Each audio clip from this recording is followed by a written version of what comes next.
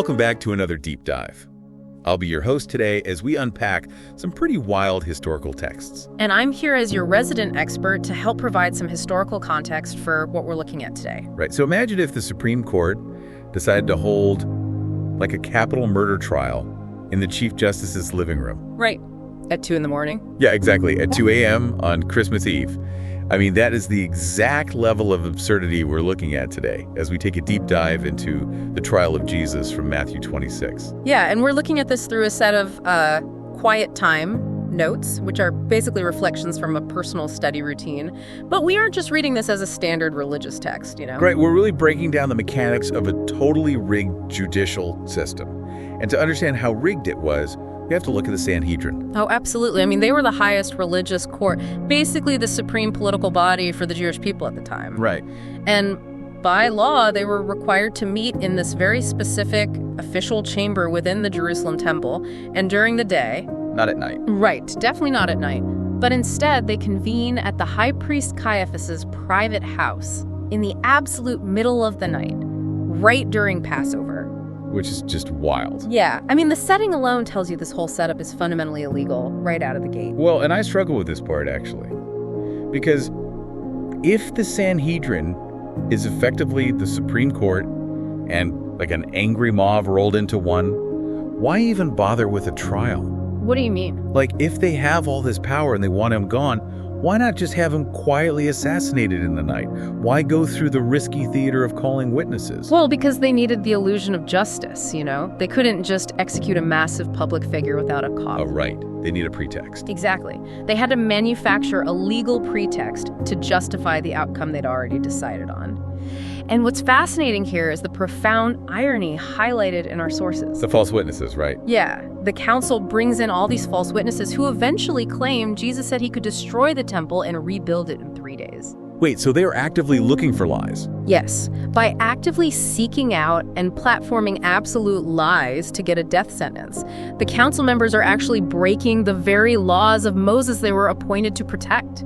Oh, wow. I mean, they are committing serious blasphemy in the exact same room where they are trying to condemn a man for it. That is just, the irony is staggering. And through all of these lies, Jesus just stays completely silent. Yeah, he refuses to participate in the theater. Right, until the high priest stands up and literally commands him, under oath by the living God, to state if he is the Christ.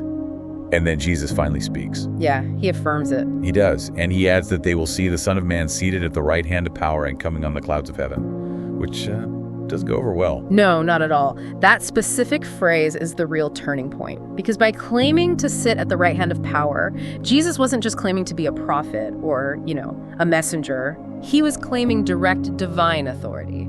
He was placing himself on equal footing with God. And to the Sanhedrin, that was undeniable textbook blasphemy. And the high priest literally tears his own robes in response. Yeah, which is basically the judicial equivalent of a self-incrimination.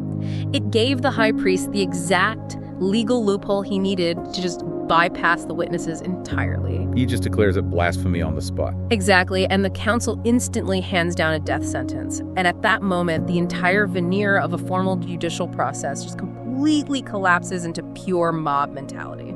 Yeah, the source notes how they spit in his face, strike him, and sarcastically demand he prophesy who hit him. Right, it's no longer about the law at all. It's about psychological dominance. It's humiliation. And, the tragic part is that the Sanhedrin's obsession with preserving their own power at the expense of the truth, it isn't just a 2,000-year-old history lesson. Oh, definitely not. It's a blueprint for how institutions corrupt themselves today.